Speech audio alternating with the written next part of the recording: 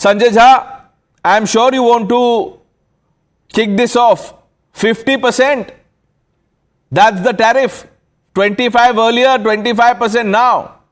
Is this still surrender, sir? Well, let me tell you what this is, Pranesh. This is India's most disastrous foreign policy since 1947. We made ourselves into the laughing stock of the world when Mr. Modi, the entire BJP, the government, the right-wing ecosystem, some of them on your program, they tom-tommed and they began to celebrate with Ab Ki Baar Modi Sarkar. And look what is happening today. You're talking about Donald Trump and 50% tariff, which is going to hurt our exports. It is going to hurt our economy. Make no mistake about it, Pranesh. But do you know what Lindsey Graham said? He's, by the way, a very popular face of the Republican administration. And these are his words. I heard them all over the media, in fact, some time ago. He says, we will tear the hell out of you and ruin your economy.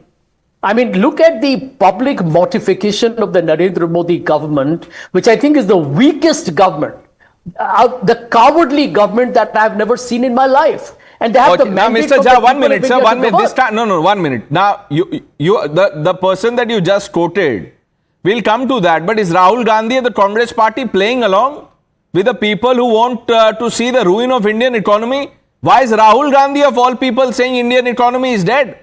He should stand up and say Indian economy is not dead. You can have differences with Narendra Modi. Why are you berating the Indian economy? Well, I'm glad you asked me that, Pranesh. When Rahul Gandhi made that statement, there was a statement that concluded his bite to the TV channels that was edited. I don't know why. He went on to add, you want proof of why India is a dead economy? And he talked about crony capitalism, mentioning Adani very categorically. The truth is, and this is why he's linked it to the current pressure on trade tariffs being done by Donald Trump. Everyone knows, right, that there is a summons out for Gautam Adani's group. Tell me, has the Indian government yet confirmed that those summons have been delivered to Gautam Adani? The answer is no. Mr. Sanjay Jha, 1 minute. It's a law enforcement process of another country. What can India do? You tell me, if Gautam Adani is such a problem, why don't Congress governments put him in jail? Let's just end the story. Put Adani in jail. I come to your program because I think it has a certain gravitas. Let's not be so frivolous and flippant, because I know the entire crew of people. No. 1 minute. Mr. Jha, this is not a frivolous question. What is frivolous is what Rahul Gandhi has been saying. His dead economy endorsement and his tweet linking all of this to Ambani Adani. That is frivolous. To you what I think a lot of people are talking about. The reason why Mr. Modi, the entire BJP, some of the people, 3 people on your program today who will defend Mr. Modi and this government, they were very excited initially. You know why? Because Donald Trump went public and he banned Islamic countries from coming to the United States. And they thought that Donald Trump will be another one of those anti-Muslim leaders who will build into the narrative that Mr. Modi's government likes. As I think Veer Sanghvi wrote in his article. Mr. Jha, I asked you a simple question. With this 50% tariff, do you still believe this is surrender? You've gone around the world and not answered this. And then in the process also called my question and interjections frivolous and whatnot. Tell you why this is surrender. Because Mr. Modi campaigned for Donald Trump.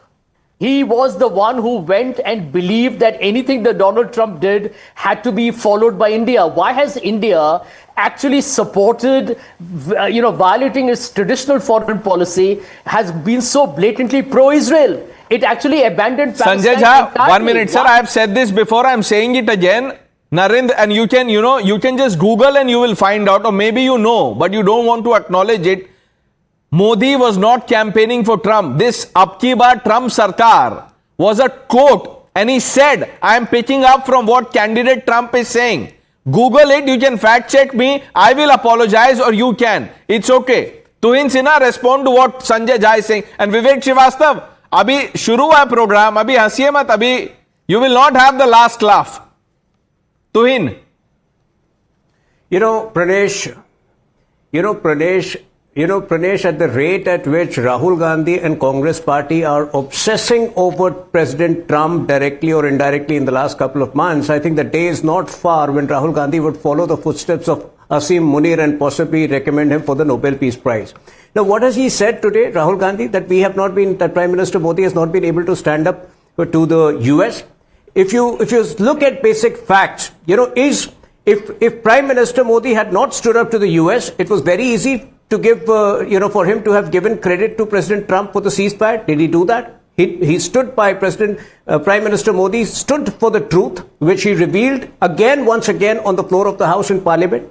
Had he not stood up stood up to US pressure, it was very easy to allow entry to American companies in the Indian agriculture sector. Did we do that? We did not. It was very easy for us to sign the trade deal with US on their terms. Did we do that? We did not. And finally his obsession, Rahul Gandhi's obsession with Adani, at one point of time he would say that SBI and LIC would just crumble because of the amount of loan they've given. And we have all seen how both SBI and LIC have emerged as the largest. So Rahul Gandhi is not a person to be taken seriously. But coming to President Trump, you played out that interview where he says, I don't know, I will find out about it and respond. Now, on January 1, 2018, President Trump has said how he has been foolish to give loan to Pakistan and Pakistan has used it to foment terrorism.